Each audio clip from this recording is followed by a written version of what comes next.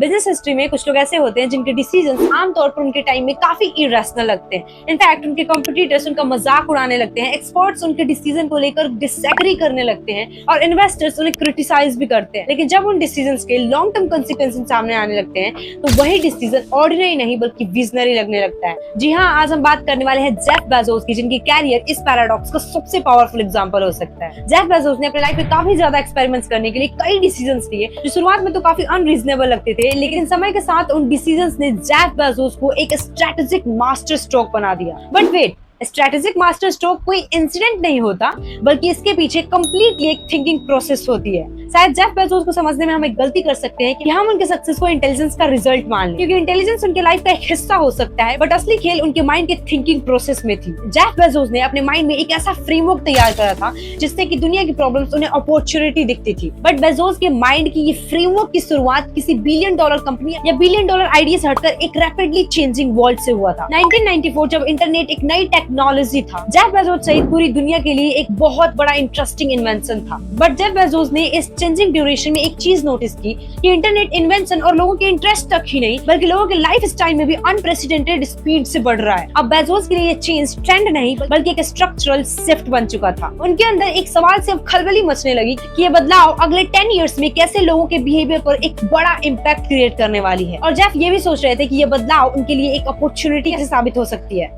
सबसे पहले उस टाइम पर जेफ बेजोस वॉल स्ट्रीट के एक प्रेस्टिजियस इन्वेस्टमेंट फर्म के वाइस प्रेसिडेंट, यानी स्टेबल कैरियर, हाई सैलरी और प्रोफेशनल रेप्यूटेशन था। मतलब बाहर से अगर उनके लाइफ को देखा जाए तो उनके पास वो सब कुछ था जिसे ज्यादातर लोग अपने सक्सेस का डेफिनेशन मानते हैं।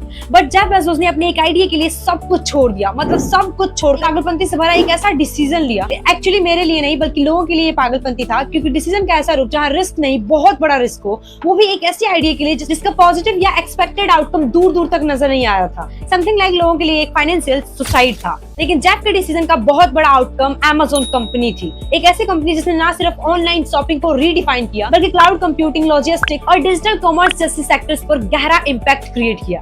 अब हमारे लिए यहाँ सीखने की पॉइंट ये है कि एक ही डिसीजन को एक ही टाइम पर दो अलग अलग नजरिए से देखा गया। जब रिजल्ट नहीं था तो वो एक पागलपंती थी, लेकिन जब रिजल्ट सामने आने लगा तो वही ऑर्डिनरी डिसीजन वैल्यूएबल लगने लगे। यानी ग्रेट डिसीजंस अपनी वैल्यूज तुरंत प्रूव नहीं करते बल्कि उनके वैल्यूज समय, एग्जीक्यूशन एंड कंसिस्टेंसी को कंपाउंड करके एक बड़ा आउटकम देते हैं। जेफ बेजोस का मानना था कि अगर किसी कंपनी को डिकेड्स तक रेलिवेंट रखना है तो कंपनी की फोकस कंपटीटर्स पर नहीं कस्टमर्स पर होना चाहिए कि आखिर कस्टमर्स के ट्रस्ट को कैसे जीता जा सकता है। और जेफ बेजोस ने अपनी कंपनी Amazon में हर एक डिसीजन लेने से पहले इस बात का पूरा ध्यान रखा कि इन डिसीजन से कस्टमर्स को क्या वैल्यू मिलने वाली है। यानी कि कंपनीज या बिजनेस कंपटीशन जीत कर नहीं बल्कि कस्टमर्स के ट्रस्ट जीत कर चलते हैं। जेफ बेजोस अपने सक्सेस के लिए काफी एक्सपेरिमेंट करते थे बट उनका हर एक इनिशिएटिव सक्सेसफुल नहीं होता था। लेकिन जेफ इन फेलियर्स को कॉस्ट या इमोशन नहीं, अपने सक्सेस का इन्फॉर्मेशन मानते थे। उनके अकॉर्डिंग अगर हम किसी बड़े डिसीजन का रिजल्ट एक ही महीने में देखने लगे तो शायद हम अगले 10 साल के एडवांटेज को बिल्ड ही नहीं कर पाएंगे। इसलिए हमें अपने माइंड को शॉर्ट टर्म थिंकिंग में नहीं बल्कि लॉन्ग टर्म थिंकिंग में इन्वेस्ट करना चाहिए।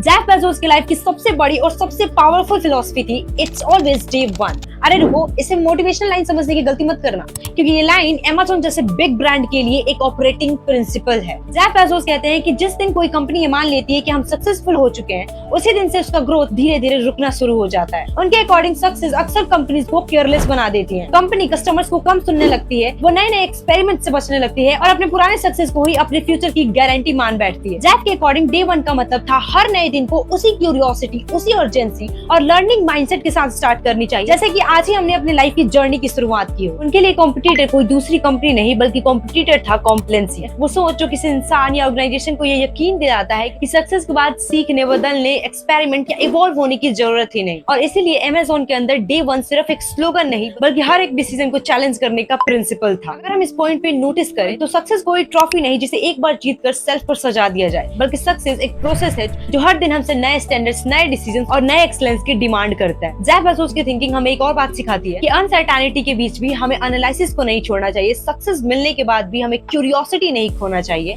और हर दिन को ऐसे ट्रीट करना चाहिए जैसे कि अभी सब कुछ करना बाकी हो। Thank you so much for giving your valuable time to this video. अगर आपको लगता है कि इस वीडियो ने आपकी लाइफ में वैल्यू ऐड किया है और आपके माइंड को एक नया पर्सपेक्टिव दिया है तो इस चैनल को सब्सक्राइब कर लो, क्योंकि आगे आने वाली वीडियोस आपके और हमारे लिए काफी ज्यादा वैल्यूएबल होने वाली है।